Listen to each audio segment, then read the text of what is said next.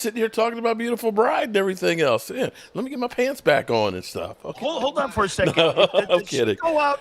Does Huh? she go out in Vermont with you Yes, and she did. deliver Yes, like she was there. the Of course. maple Listen, syrup, and you guys went out helping everyone? That's great. no, I got to tell you. See, I got a ride, or it's not just a ride or die bride. She's a ride and die and resurrect because she could literally die and she gonna come back, man. She is my everything. Well, here, just so you know the kind of relationship that I have with my old lady. Mm-hmm. Okay, I've never met somebody I hated more in my life, and I've never met anybody that I love That more in my love life. hate. And I've said this to her, and I've never had anybody talk more shit to me in my life. I've never had. Now my daughter's starting to pick this up. Oh Here, I'll give yeah. it to you. So we're at the beach, Mark, Mm-hmm. and there's this lady sitting there, and Danielle's giving me a ton of shit about something. I'm just laying there, and she's like, and I looked over at her and I go, "Shut up, right? Bury you where the crabs are." And Damn. the lady looks over. She's like, "Oh." My daughter goes just like this. Don't worry, he won't do it. This guy can't move. Don't worry about it. So I'm sitting there, and the lady starts laughing at me. I go, I have no place in my house any longer. No, I'm more of like I carry the wagon. I do shit like that. So yeah, no, I've been delegated to being like I'm more of like the grounds crew. Mm-hmm. That's That's where I'm in definitely my life. me. Yeah, I mean, I've got like this much space in the closet. I've got certain rooms that are mine. But pretty much the rest of the house is all hers. That's fine. Just leave me my sports room, my man cave, my workshop, and I'm happy. Hold I, on here. hmm This is what people are dubbing you. Oh lordy, here we go. The voice of Dak Prescott. You know, Yeah. Before we get into that, though, and I know you're going to have Philly 500 in here, I was curious about your take about Skip Bayless. Okay.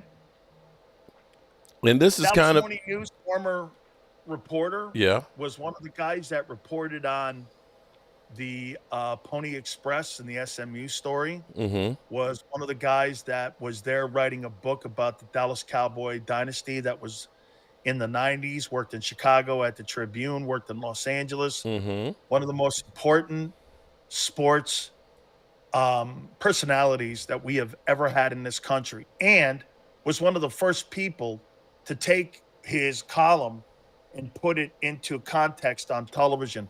I think the first guy to really do that, in my opinion, was Tony Kornheiser. I think Kornheiser was good. Kornheiser and Mike Wilbon, that PTI PTI. show, to me, in my opinion, is the greatest sports show that's ever been on ESPN. They don't promote it as much. But what Skip did, that cold pizza was a horseshit show. It was terrible. But they Forgot about put that. him on. Then he brought um, Stephen A. Smith aboard. And here's the Mm-hmm. story with Smith. Smith was a Philadelphia Inquirer columnist, but anytime that he got on the radio, he sucked. He's just not good on the radio. Every Mm-hmm. show that he's ever had, he's ever failed. However, that doesn't mean you should stop. So both these guys found a niche on television. And so Skip and him started transforming that cold pizza into First Take. Then Mm-hmm. Skip really was hot early and then moved on and moved up to get that $18 million a year deal for Fox. Here's what's happened with him, though. Cowboys, LeBron James, ripping Aaron Rodgers because of vaccination shit. Mm-hmm. If you notice, he has no white analyst, male, on Undisputed right now whatsoever, to where he doesn't have balance like Stephen A. Smith. Stephen A. Smith has balance. They have balance in the topics. And Skip has tried to make it into a political kind of agenda. I Mm-hmm. don't look, I think we need more African Americans in broadcasting for sure. But the only people he has on is Rachel Nichols, and he has black um, analysts on.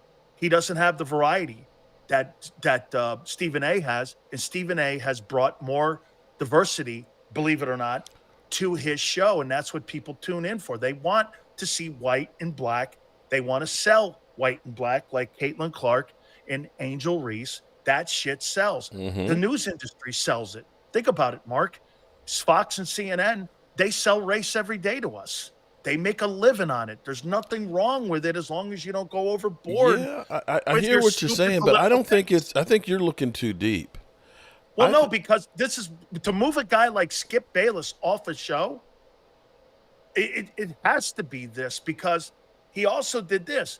He never evolved, there and you have it. Now you're actually getting it. he didn't evolve into what Stephen A does. Stephen A went like this. Well, let me bring Shannon on. Dude, he knew and everyone knew. When Shannon Sharp left that show, It was the end of that it. was the end of it. And so when he left that, it without a doubt was the death knell. There's no coincidence. 18 months later, Skip Bayless is now his last job is before the start of the NFL season. Mm-hmm. They don't want him going into the NFL season doing a Dallas Cowboy pregame show. I mean, Oh, no, that's there's all he no does is chance. talk to Dallas Cowboys. He talks nothing else. And then he tries to rip Mahomes. And he like the thing with LeBron. Here's the thing before you get Philly 500. Here's the thing with LeBron. How in the world can you actually still sit there and try to say that LeBron James doesn't have a clutch gene when he's won 4 NBA championships, 3 in 3 different cities? He's the all-time leading scorer. He is the antithesis of what you would have in a college on how you teach how a poor kid went to being a billionaire. He's never been in trouble. He exemplifies himself in his image like And nobody's always else. dogging it. And for him to rip that guy, in my opinion, you may not like his politics, but he's a case study, LeBron, in what he's brought to sports. And Skip just kept banging on that. No one wants to hear it anymore, dude. Actually, No one wants to hear it. I see. I'm going to actually have a different take on that because, see, this is something that you and I have kind of talked about because the difference of radio guys and stuff and now YouTube. And most guys who come to YouTube figure, oh, this is just easy. I'm a great character and I've got my resume and everything else. Everybody else should just slide out of the way. But I think the dynamics have changed where it's a 2.5 hour show. Everybody wants what they want right now. And so to watch a 2.5 hour show to get, maybe 10 minutes of Cowboys or maybe if you're another team getting nothing, that people have just kind of moved on and moved away from that. And I think you're kind of seeing that because you see the NFL Network basically is going to sell themselves to ESPN. They jettison all of their talking heads and everything else. People aren't sitting down to watch 2 or 3 hours worth of programming anymore. No, it's they're all not in because here. streaming now has absolutely made it so where it is. By the way, Stephen A. Smith has done a better job because he's got a wide variety of hosts. Everybody is involved in it, and they're really good people. When you isolate yourself, and by the way, putting rappers on, I mean, Ice Cube comes on my show, Yeah. and Ice Cube owns the big three. Putting rappers on to talk about the Cowboys, I don't care. I mean, especially rappers I've never heard of. Outside of Lil Wayne, I like Lil Wayne, but the other guys I've never heard of them. So I don't know what your agenda is when you're doing that. It just seems doesn't like make the sense. whole show just kind of got dry. Yeah, it went off the rails. And it didn't really evolve at all. And you can say First Take has kind of evolved, and Stephen A. Smith has. He has evolved it. Yeah, it definitely, and that's where they were kind of left behind. And Absolutely. even when you watch Skip Bayless, if you watch him on his YouTube channel where he's doing his podcast, he's so monotone, and it's just not. It's just dry, and I feel sad I see for what him. you're doing here. You're trying to stop the man, the myth, the legend from coming on here. Oh, here we go. No, I missed know him. what you're doing. See, Hey, Joe Biden. You're not. Oh, here we You're go. not that good at what you do here either. Okay, hang on here. You know what? I forgot about Philly 500 because he doesn't show up that often anymore. Oh, well, wait a minute. He has a job during this time. Oh, and okay, he has just the black guy is obligations. just unemployed. Is that what you're trying to say? I never signed a contract saying I'll come every Wednesday like Mark Holmes. Oh, wait. So the black not guy under is unemployed contract, and just Holmes. sitting around waiting for something to do. Contract. Look at him make. Look at him, Philly 500. Look at him add that in, just like. I'm just everybody asking. else. You said he has a job. he has to go to. So Why you mean did it have to go to the black guy thing? Who said that? I'm just saying. No, wait. You're like, well, By the way, I always thought you were Middle Eastern. Oh Lordy, you know what? I'm American, man. You know what? I'm an American mutt, man. I got a little bit of everything from Irish, Indian, black. Who knows what else I got in me? I'm just an American mutt. How about that? You are awesome here, man. All right. How you doing, Philly? I haven't seen you in a long time. I come on the channel. Look how worked up this guy gets already. I didn't even say nothing, and he's already going at me because he's so nervous. Why does he make you so nervous, Mark? Make me nervous? Yeah. No. I just get excited because, I'm just used to seeing so much energy from Philly 500. I'm just trying to match it with him. He is just like, boom, a dynamo. People have told me lately Mark Holmes has gone off the deep end.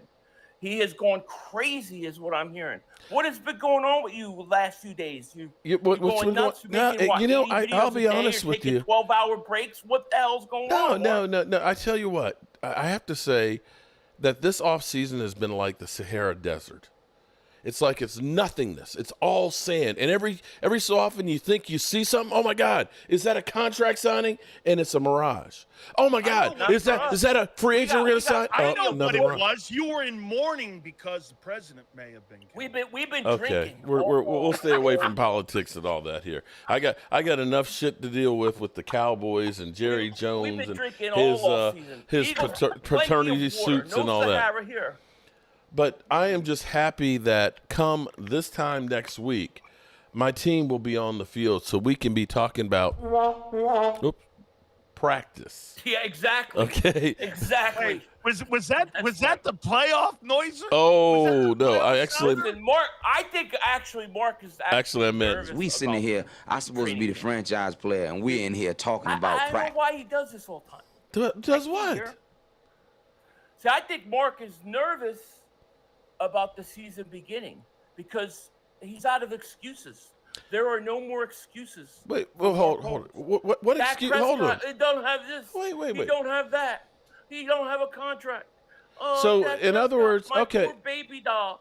Let me rub your toes, Dad. Come on. It's all to Philly's point, though.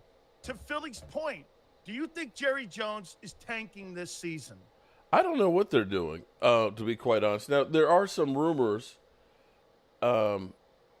There are some rumors out there that Michael Thomas and you ready? What? No, that they're bringing him in for a workout on Friday. How about this? They've contacted Duke. They've cut who? Somebody in the organization of the Cowboys has contacted Duke Tobin. Okay. Of the Bengals about the availability of T. Higgins. So wait a second. So you're saying if they're going to go after T. Higgins, then bye CeeDee Lamb is what you're saying, right? No. Get an extra weapon because he's right now on he's on franchise tag deal. Yeah, he's got $14 million holding out, right? What? He signed the franchise.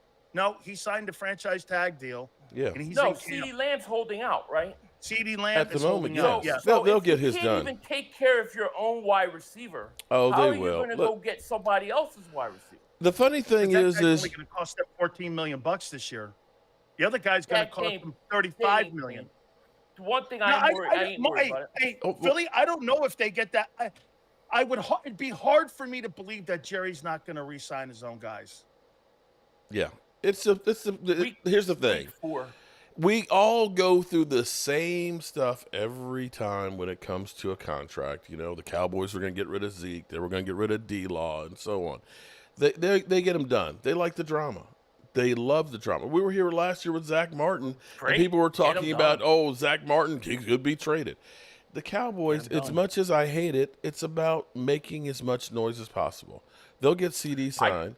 They may wait until later on to go ahead and get Dax just to go ahead and save some more cap room later on. If it's done after November, then it's on next year. Talking about the Osborns. Beautiful. Well, it is. Beautiful.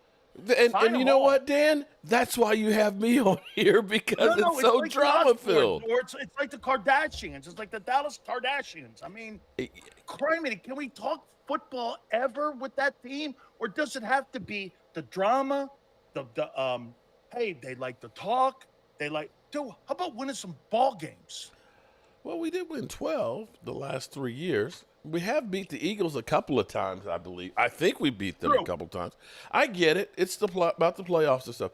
But here's the thing right here. That's it. That's all As it's my about. son says that, Mark's running out of excuses. Well, if we listen to everybody out there, we should just suck. There shouldn't be any expectations for the Dallas Cowboys, right? The coach is on the Well, last year I'm of not his deal. specifically They're talking not about the going to Dallas sign their Cowboys. players. They don't bring in anybody else. So, there shouldn't be any expectations. If the Cowboys win 8 games, they should be praised because they suck so bad. They didn't do anything. I want to ask Philly 500 this question, and then I want you to respond with yours too here. What NFC quarterback is under the most pressure in 24?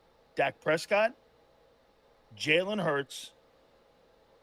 I was going to throw Purdy and Golf in there, but why don't we just do those two because of the two people we have now? What NFC quarterback is under the most pressure in 24? Dak or Jalen, Philly? I would say Dak. I mean, you're talking about 9 years. You're talking about 9-year career, right? He's 9 years in the league and has not won anything in the playoffs. At some point, the regular season stats don't matter. What he does there is, to me, doesn't matter. It's what he does in the playoffs. And right now, Dak Prescott is labeled a guy that cannot win a big game. So to me, with a guy who's trying to get a new contract with a team that has him going into 9 years, he has to be under more pressure. I'm not saying Jalen Hurts doesn't have pressure, but you can't tell me that Dak Prescott is still not, it's not more of a pressure type season for him. And if you are willing to say that, then what you're saying is that it's okay and that the Dallas Cowboys and their fans accept losing. And they're perfectly okay with losing. So Mark, I think Dak is. Okay, I hear your answer on that, but here's the thing for Dak Prescott. You say, is there more pressure on him than Jalen Hurts? The reality is Dak Prescott knows I'm going to get paid big time unless something catastrophic happens. That literally my leg is taken off. Be it with the Cowboys or be it with another team. I can guarantee you that the Raiders would back up the Brinks truck to have him in there, especially since they don't really have a quarterback. And I'm willing to say... And to your point, Mark, if you give Kirk Cousins $48 million, you're going to give Dak Prescott. Can I say something? But wait, let me finish now. Let me finish my argument. Because, see, now here's the thing. We know how you Eagle fans are. As you always put it, we don't put up with mediocrity. We will get rid of somebody, even if it's a coach that's won the Super Bowl. If you don't fall in line, you're out of here. And if you have Jalen Hurts have a bad season after having one great one in his career, now all of a sudden you start looking and saying, was that year the exception or was that the rule? So he's definitely under pressure here too because they've moved on. They've got now supposedly the boy genius as far as offensive coordinator. He's got a team unlike the Cowboys because we can look at the Cowboys and say, shit, they haven't even signed their number one wide receiver. You guys have 2 wide receivers that are paid in the top 10. You've got one of the better tight ends. You've got a great offensive line. And you look at that and say, you have everything. If you don't succeed and evolve into more of a pocket quarterback, then you're going to be labeled as to that guy who kind of was a running quarterback that was kind of a gadget guy. Yeah, but you know what? I got to say this. Your barometer for success is, well, Dak Prescott's going to get paid anyways. You're worried about what he's going to get paid, what he's going to make. I'm worried about wins. We're worried about winning. I hear you on that one. Who cares about how much money or what Brinks truck's going to get backed up? Okay, then let me ask this one. Winning a Super Bowl. You can't tell Your me guy Dak ain't won one yet? playing double the amount of time he's played in this league and has won nothing. You can't tell me there's no pressure. If there's no pressure on him to win because it's not about winning, it's about him getting paid, then he truly is a loser. And Jalen Hurts, it's about winning. You got to go out and win. And that's what we care about. I don't care. I hear what you're saying, Mark, Philly. wouldn't you agree, Mark? Wouldn't you agree that more pressure is on Jerry because what you just said, It's actually now this year irrelevant if Dak wins or not, because here's why. He's a loser. Quarterbacks don't get paid on winning Super Bowls. They get paid on numbers. Yeah. Every one of these quarterbacks, no one's going to tell me that Trevor Lawrence has been paid because he's winning Super Bowls. He's 0-1 in the postseason. No, There's won only one. guy He won one. There's only one have. guy in the top 10 that has a winning record in the postseason, and that's Mahomes. No, Mahomes and Burrow are the only two that have wins. So, at the end of the day, Dak's in really the catbird seat here. You either fucking pay me or you don't. I'm going to go somewhere else. You see, Cousins just got $50 million. He's 37. I'm going to make $55 million out there. Yeah, no, and Cowboys, Jerry's got a lot of pressure because winning's not going to matter on Dak's case. We're over for Jalen. Jalen Hurts, there's no question. He has to win. Or guess what they're going to say? You know what they're going to say? It was a one-year wonder. That's it. Well, you know what? The Eagle fans hold their guys to higher accountability. Which is why he's under more pressure. I don't care about Dak Prescott, how much he gets paid. I care about my guy winning. And that's why Dak Prescott, every year he goes in the playoffs and stinks and chokes, they make excuses for him. So I think the priorities of that question are different. He's worried about what Dak Prescott's going to get paid. I'm worried about whether my guy's a winner. So you got a team in the Eagles that are worried about winning, and you got a Cowboy team that would rather get paid and lose. And there's actually two other questions, Mark, to that point. Mm-hmm. There's actually two other questions to what he just said. You're also worried about money with Parsons, and you're also worried about money with Lamb. That's got nothing to do with winning, really. I mean, your offseason issues has been, what bag of money are these guys going to get? Whereas in Philly, these guys are trying to put the chess pieces together to try to win an NFC championship. There is a difference in mentality here. Well, here's the problem, though, because you can't really put apples to oranges because, I mean, I'll be honest with you. I mean, I look and say, you guys go out and you get yourselves a good running back in Saquon, where you already have two really good wide receivers. You already have an established offensive line. Yes, you're losing your center, Kelsey and things and having to upgrade. But when I look at the Dallas Cowboys, where we've got CeeDee Lamb, where you guys will say he's really a slot receiver and not really a game changer. Well, he is. Okay, and we bring back Zeke Elliott. So you're looking at this and saying the Cowboys don't have the weaponry anywhere close to what Jalen Hurts has. Can we agree on that? Yeah, completely. So if Dak fails with inferior talent, okay, that's bad. But you look at it and say he only had one really good receiver. If Jalen Hurts having Saquon, having the offensive line, having Devontae Smith and A.J. Brown and Goddard, and he fails, if he fails, then looking to say you had everything and you failed. It is a $180 million offense. Yeah. I get it. The question wasn't whether there's not pressure on Jalen Hurts. It's who's under the most pressure. I just was under the assumption that winning is what we're talking about because you play the game to win the game. You play it to go and chase the rings. And what Mark is saying is, I think, the effects of being a loser team for 30 years, where he's already building in the excuses of losing. See, he's already talking about, well, we don't have this, and we have Zeke, and we have CeeDee Lamb. It's like built-in excuse after excuse after excuse. Are you literally saying, hold it, are you literally saying that we're not handicapped by having Zeke Elliott versus a Saquon? What I'm saying a Christian to you McCaffrey. is in the totality of it, you're using an off-ramp already. Our best running back isn't rated in the top 30. But that's your team. We're going to have two. And then what about the years that Dak had good players and a good offense? He still didn't win. When you had Kellen Moore, in comparison to, let's be clear here. Hold it. Let's be clear here. Dak has never had the amount of talent that Jalen Hurts has had out there, bro. Dude, I disagree with that. Never, not at one time. We've had good offensive linemen and a good running back, but then not having the great receivers or tight end. You had Zeke. You had the one. You had Maury Cooper, Cedric Wilson. Cedric Wilson's. Wait a minute. A wide receiver that's gotten 600 yards in one season. That's a great wide receiver. How many Giesick was there too. How many touchdowns did Dak Prescott throw that year? Yeah. Now, so the question is, though, hold it. He was a number one seed, and you went into the playoffs, and we lost. and you lost again.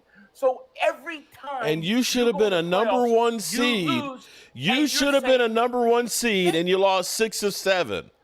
yes, but Mark, So how is that any take different? responsibility for our actions, and we fire the coaches, and we go out and we try to fix it. Well, I can You're- congratulate have a you building- on. you've I can already- listen, congratulate you've already you made- on your front office recognizing and wanting to do You've that. already come on here before camp has even started, and you've made excuses on why you're going to lose and why it's not Dak Prescott's fault. We haven't even played one game, and you're already making excuses. I'm going to say, if we do win, if we are a 12-win season, if we are winning the division, it's not by anything that the Cowboys front office and people did, because they're not bringing in the people to do it.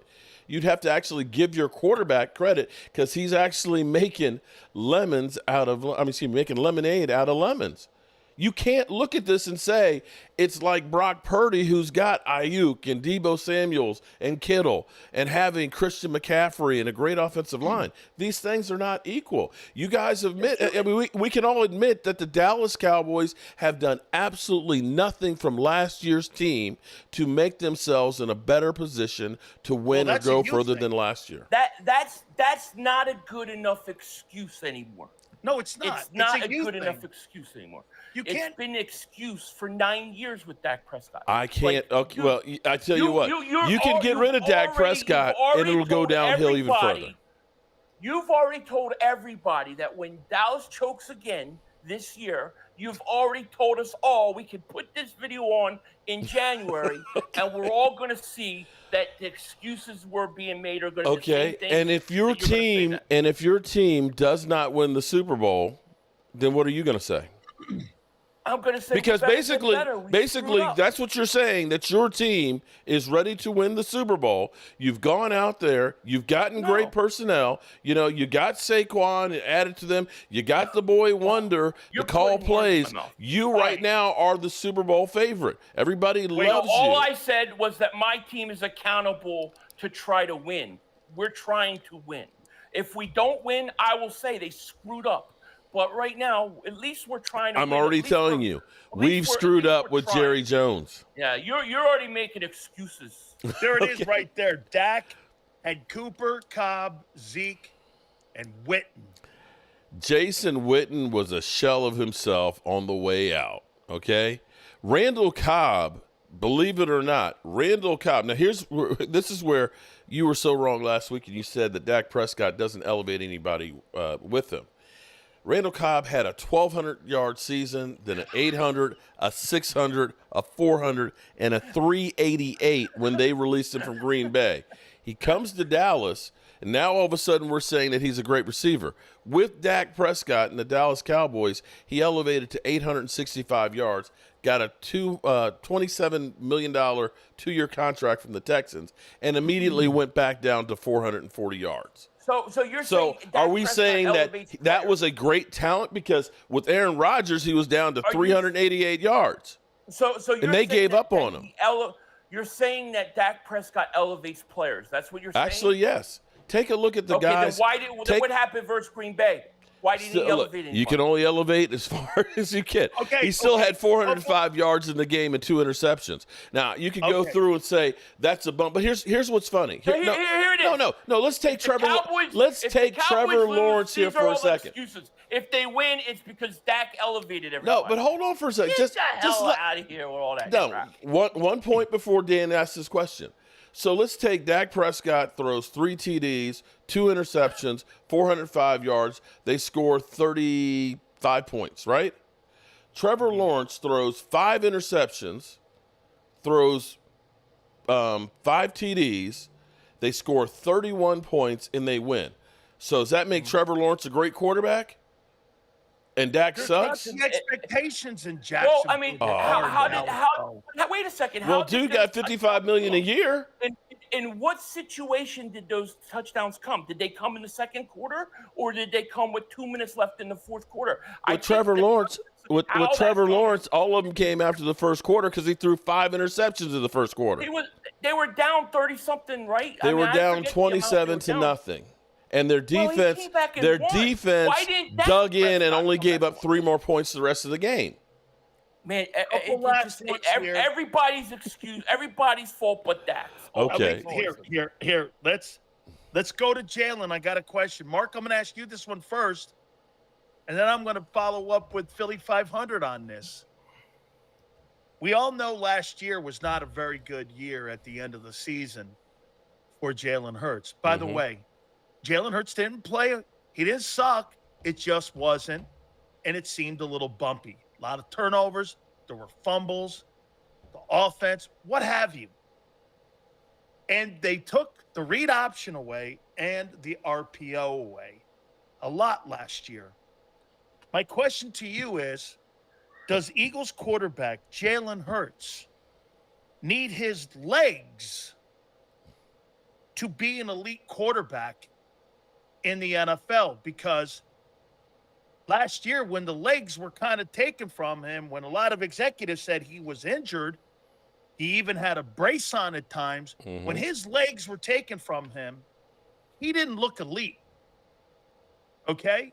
And now when they just came out with the top 10 quarterbacks, they don't even have him in it. They don't even have him in. Jeremy Fowler doesn't even have him in the top 5 quarterbacks in the NFC.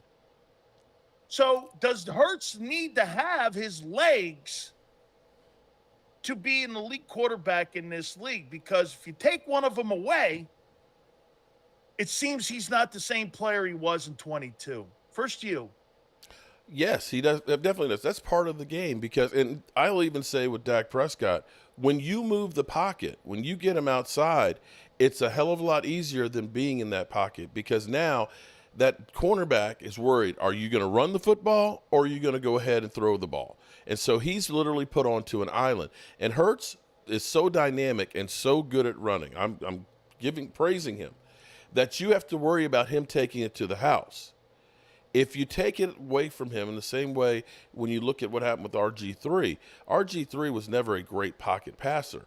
But because he could get outside and everybody's worrying about him running, they're leaving the receivers over. It's just an easy, pitch and catch. The receivers got all kinds of space because he's left wide open.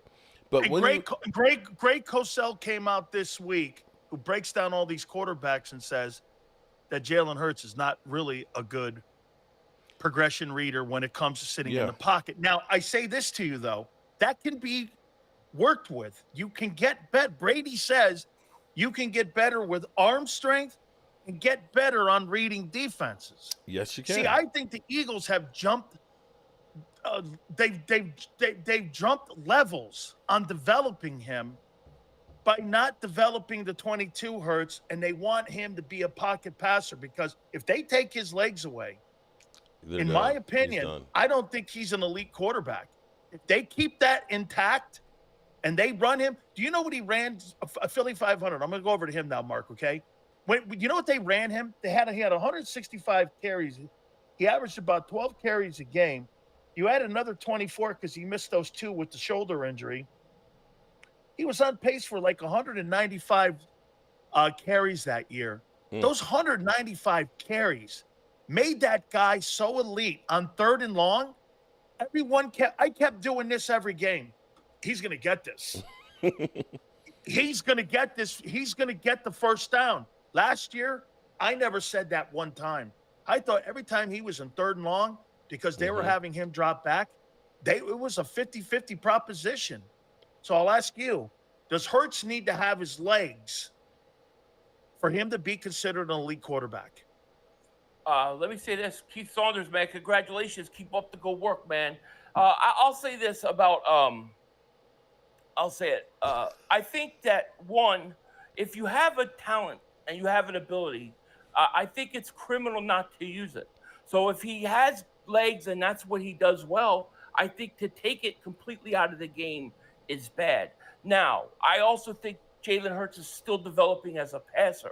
So I think he can become a pure pocket passer. I do believe that. And I think that when we talk about last year, we also need to think about all those games where he couldn't run because he was hurt. He had a one leg. I remember the Cowboys game. There you go. But what happened? They were 10-1, but they were 10-1, and a lot of those games they won, he pulled out at the last in the fourth quarter. With his you would even legs. agree then? Would you not agree though that if you say he was hurt, he wasn't the same quarterback as in 22 because he couldn't rely on his wheels. Not with his legs. I think it's fair to say he wasn't as good as he was the year before. That's fair. But he still had a 10-1 record. And let me tell you, I will never forget the Cowboy game, the first game, where he couldn't even walk off the field. And what did he do? He stayed in a pocket because he couldn't run, and he lit the Dallas Cowboys up in that second and third quarter. So to me, I think Jalen Hurts has the ability to be more than just a guy that has to use his legs. I think he's still developing, and he still needs to use them. And I think it's criminal if you have a coach who doesn't want to use it at all.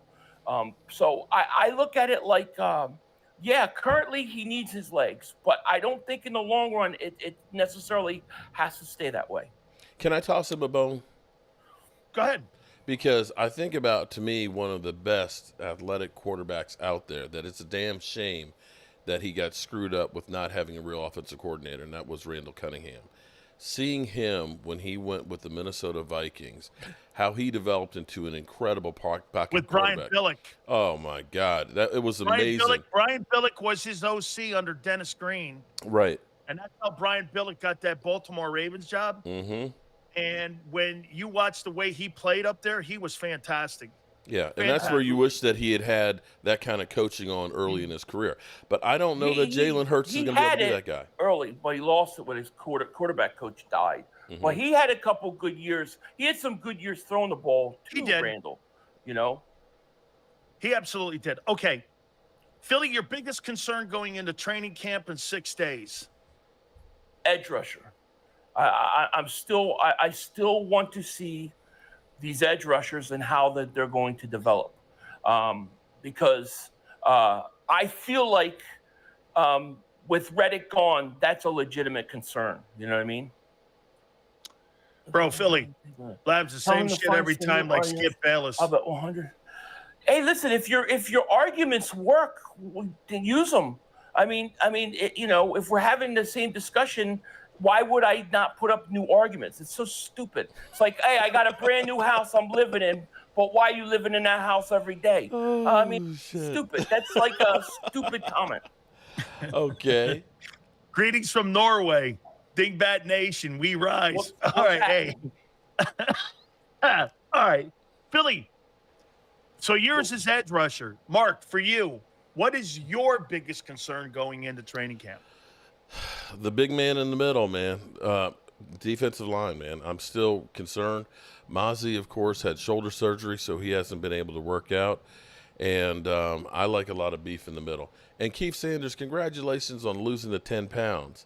You know, they want me in here. They need me in here, bro. Yeah. Well, I'll just say this to you about, you know what Mozzie needs? Footwork. He needs a class over there with the Fred Astaire dance class.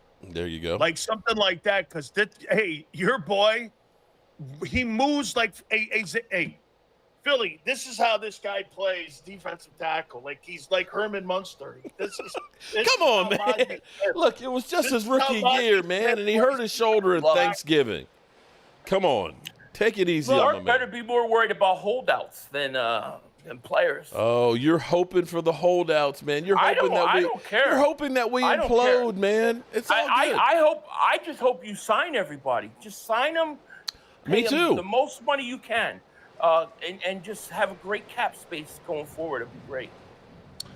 Philly, who has a better coordinator, Vic Fangio or the Cowboys and Mike Zimmer? I like Vic Fangio over Zimmer. I'm not super high, so I'll go Vic Fangio. What about you, Mark? I'll take Zimmer, actually. I think the advantage that Zimmer has is a relationship with the Joneses, which may make him easier to get along with as far as working with the organization. And quite frankly, you may be looking at him getting an audition to be head coach, in which case Jerry Jones will be working with him closely.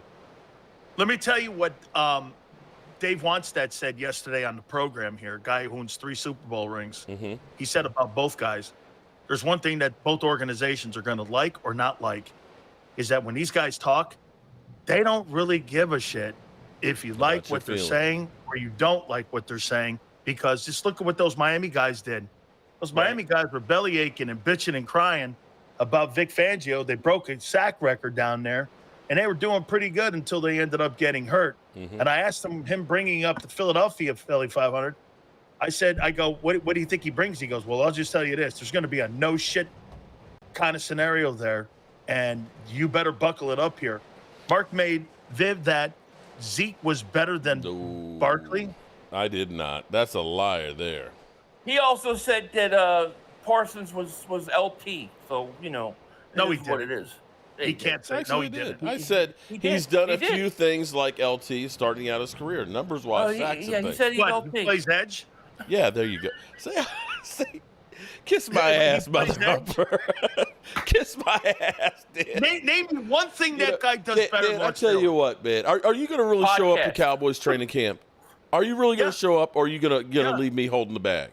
I go there almost every year to go visit and see Steven. Okay. By the way, I get invited there. Okay. Yeah, let me be a fly on the wall with that one. So let me smack Steve. No, that's why I know T. Higgins is being kicked around the Cowboy complex right now. I'll tell you what, Philly, if they get T. Higgins and they have CeeDee Lamb on the other side, man, their offensive line is not bad. That'd They're pretty good in the middle, especially at the guard position. That could look like something, and no chance. Actually, that would help out the offensive line. You don't really have anybody to guard them on your defense. But it won't happen. They can't even sign their own players. You never know. They're not going to go out and trade for a guy. Well, I tell you what. I know. Here's what I know for sure. Here's what I will say. Because there's rumors of, like I said, Michael Thomas and Justin Simmons coming in for workouts on Friday. Now, whether or not that happens, I don't know. But I think right now, if I gauged Cowboy fans as where we've been this year, Cowboy fans are really pissed. And the Joneses need to do something to kind of turn that narrative around as we get into training camp. And all of a sudden, if the Cowboys were to pull off something like that, all of a sudden, that is a major buzz. That changes the narrative all the way around. And also, that would truly help the team. Because, see, the thing about Mike McCarthy is Mike McCarthy likes to spread the ball around. He likes to have a lot of different weapons and things. And if they do have a T. Higgins out there, oh, my God, they're going to be able to spread out the field where that offensive line is not going to have to hold up as long, and it's going to make it more effective. The Cowboys, and Ayuk wouldn't work because they're not going to trade inside the conference. That's why T. Higgins is more of the target, because the Bengals would trade out of the conference. They don't want to trade. What are they asking for? You don't want Kansas City, Philly, getting a hold of T. Higgins.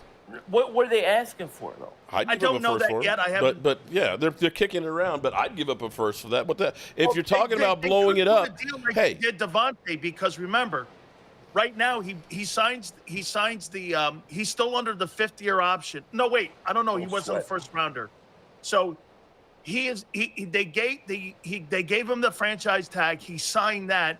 So he's got 14-something right now, or 15-something, or 18-something. I don't know what that number exactly is, but that's where he is. So they would give him 1 year to be able to restructure a contract and work something, I don't know, like they did with Devontae Smith, because they're not going to pay him more than what they're paying CeeDee Lamb if they drop $36 million on CeeDee Lamb. CeeDee Lamb's not Justin Jefferson. They're like he's going to want 20. He's going to want 20 million, probably. Well, he's already he's already on the franchise tag. Okay, here's the thing. Hold on. He's already on the franchise tag for this year, which is $21 million. That's not going to change. You could theoretically drop him on the tag again next year too. Right, you could, which would be probably about 27 or so. But if you're saying we're going all in, what the fuck? This is an all-in move to try and see if you can win it all.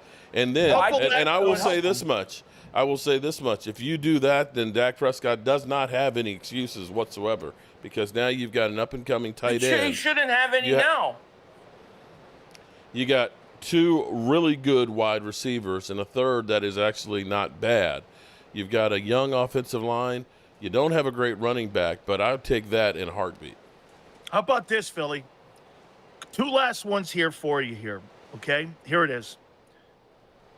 When I look at our Eagle defensive linebackers and I look at the linebacking core, how come I look at it like this? I don't see any difference from the first team and second team, which usually means you don't have no team. I mean, is that not a major concern going into this, especially when you've got to take on early tight ends and quarterbacks in the beginning of the season? Look at this here. And again, it's not about your offense here. I mean, Jordan Love and Matt LaFleur are going to be going against that defense that is untested, unproven, what have you. You have potential and you have projections on that defense. Then you got to take on the Falcons. Kyle Pitts is pretty good. What linebacker do we have that's going to cover him? The Saints, I don't think they're very good. The Bucks do have Mike Evans. And then after the bye, you've got that Browns team with that tight end they have there, Naku. And then you also have Chubb. And you also have, I don't think Judy's anybody, but I do think the other guy on the other side, Amari Cooper, is pretty good. 1,000-yard receiver a year ago. It's not spectacular. And it comes down to the quarterback. My problem, again, is going to be on that side of the football for you guys. I mean, you've got a lot of hope. It's just hope. It's July, Sills. Every team has hope right now. Hope and projection. Well, when I look at Kansas City or I look at Baltimore and I look at some of these other teams, I don't have as many question marks on their defense. Maybe a little bit on. Well, I think it's fair. I mean, I think it's fair to say that there's question marks on defense. I have question marks at the edge. I have question marks about some of the linebackers. I think that's fair. Who's going to stand out? I still think Devin White was an extreme upgrade for that position. I think for the Eagles to get him, he's an extreme upgrade from what they had 1 year ago. And what I would really like them to do is take guys like C.J. Gardner-Johnson, Cooper DeJean, and find ways to use them against tight ends and stuff in certain situations. But yeah, I mean, tight end, I mean, a linebacker is it is a legitimate concern. I think that's fair to say. It definitely is. Who's going to step up? We're going to see. But I do think Devin White was a good signing for the Eagles. The Higgins conversation is real. And I got that from somebody at at Valley Ranch. I am. You mean the star? 99.9999% sure Dallas will not do anything to get Higgins. You're gonna have to give up equity for him for sure, because they're not going to give him away for free. It won't happen. That'd be a first-round pick, and then maybe a third. But then again, I don't know, because you know why some of these guys have been dealt for less. I mean, Stephon Diggs was dealt for less, and let's not forget something about Higgins. He's not a one. The guy in that building in Cincinnati is Jamar Chase. He's a one. So you don't have that distinction. It's not like trading A.J. Brown. And here's the thing. You can't tell Higgins that, though. But here's the other thing about it, too, though. You think he's a $35 million guy? Not me personally, but if you sign him to a franchise tag, then that's what are they saying? That's what they're saying. It's $21 million. If you sign a guy franchise tag, you're saying that. But here's the thing. It's fair. Okay. Here's what. Let me add to this real quick.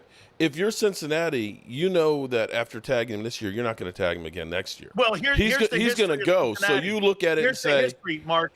The history of Cincinnati. Anybody they've ever tagged, they've never brought back the next year. So in which case, you may look at this and say, if I can get a second, or if I can get a couple of thirds or something for a guy I'm going to lose, I'm better off getting that now than him just walking after I pay him the 21. I think Cincinnati's more likely to let him walk and keep him one more year and try to win this year. And see, that's one of the problems with the Cowboys is they always hold on to guys too long till there's no value in them. Smart teams will end up saying, okay, this guy's going downhill. New England was famous for it. They trade a guy who's a Pro Bowler right after that, get a pick from the Cleveland Browns and get somebody else over or player of the year like Stephon Gilmore. Right. He was an NFL Defensive Player of the Year. They moved him to Carolina. Yeah, all right, there you go. Last one. Mark, is there a can't move you think the Cowboys will make that significant for the upcoming 24 season? And I'll ask you the same question on the Eagle one here, Philly. Go ahead, Mark. The Cowboys always do aging veteran signings in training camp. And Joseph is one on the defensive line that's been kind of rumored and thought that would be signing. I think they've been playing the whole Stephon Gilmore that they do want to bring him back, but they didn't want to sign him to a 2-year deal. And I think they're just kind of rolling the dice and let it kind of marinate, and hopefully he ends up getting desperate and not having a team and end up re-signing him. They've been kicking the tires on Jeffrey Simmons in Tennessee. Yeah. Okay. They've been kicking the tires on that because Tennessee wants to revamp the football team, and they're looking for draft picks to try to revamp that team. to the best that they can. But again, they're a brand new head coach in there. So Jeffrey Simmons, the Eagles don't need that position. Obviously, the last 2 years, Philly, they've gone first-round draft picks at both tackle positions. So, but Simmons would be a massive upgrade to the Dallas Cowboys. You put that guy in the middle next to Dexter, and you have Mike on the other side. On the other side, that puts you in the category in the front four next to the New York Giants. How about you, Philly? Do you think that the Eagles have an in-camp move yet to be made? I think the Eagles are going to trade Bradbury. I believe he will go. I just think they're going to – Howie's going to play it out as good as he can. I expect camp to start. They're going to build his equity up. They're going to talk about how good he looks, and they're going to try to trade him. Now, I think there's a couple targets, and I think it's going to depend on how the camp is going, how things are looking at certain positions. I think safety is a position you got to watch for. If they look at a guy like what's his face, Justin Simmons, if they look at him and they say, you know, we could use an upgrade there, they could do something like that. Played for Vic. Yeah. I also think edge rusher. Don't be surprised if they're not liking what they're seeing maybe early by Nolan Smith or Huff. Don't be surprised a guy like Judon, they go and they try to pull a move or something like that for. Yeah, out of New England. So, like, I think there's moves to be made, but Howie is usually pretty good at kind of waiting, seeing what he needs, and then reacting off of that. And I think he'll do something because that's just his track record. I just, you know, what it is, we'll see. But you, Mark, I mean, you know, you think there's going to be something there where you're looking at there again in camp, like you said, they're always looking at aging veterans. So it's going to be somebody probably more in the defensive tackle position. You don't think it'd be another wideout, or that they wouldn't be looking at a guy like Kareem Hunt? They may, but like I said, you know, there's the rumors out about Michael Thomas, and don't you think they need somebody like a Kareem Hunt or a Cam Akers or something like that? They definitely do, but will they? I don't know. I'm not even sure what the Cowboys are doing. I wish I knew, but it makes no sense whatsoever that they pretty much have just stand pat. So nothing would surprise me. You guys have been absolutely great today. A lot of intel. Now, I'll leave this first with you. One last parting shot towards Philly 500. What's your biggest bitch about Philly 500? My biggest bitch? Yeah. That he never shows up. Let me write it down. Never shows up. Write it down. Write down. I'm sorry, where were you last week? I was with my daughter on her birthday. Oh. Well, wait a minute. You can't give me the maple syrup bullshit up there in Vermont. I missed one. Shit about it. I missed one. So wait a minute. We got a birthday. We got a graduation. You missed one what? You missed one what? I missed one show.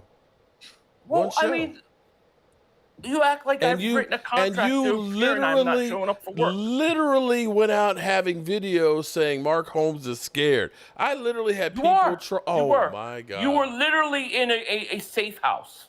Okay. We all know that was an FBI safe house. He did say, okay, Philly, what is your biggest complaint about Mark Holmes? That Mark can't accept responsibility for Dak Prescott. He makes excuses after excuses instead of speaking the truth. Okay. I hear you. That's it. That's it? That's it. Nice it's not that I don't take out the trash or do the laundry or I leave my dishes in the sink. That's your wife's beef. How many videos a week do you think you do on Dak? Oh God. Seriously? Every video he does is on Dak. Well, listen, even if it's not about you want Dak, me to talk about the backup kicker by the end. Shit, you roll with what's hot. Okay, everybody else is talking about him. Why can't I? It doesn't matter what it is. Oh, Lordy. Dude, like aliens could show up on the White House lawn, and by the end of the video, it's about Dak Prescott. Somehow, some way. We all know. Boy. Hey, Mark, tell folks how they can find you, please. every Wednesday here on the Dan Selio show at 3:30.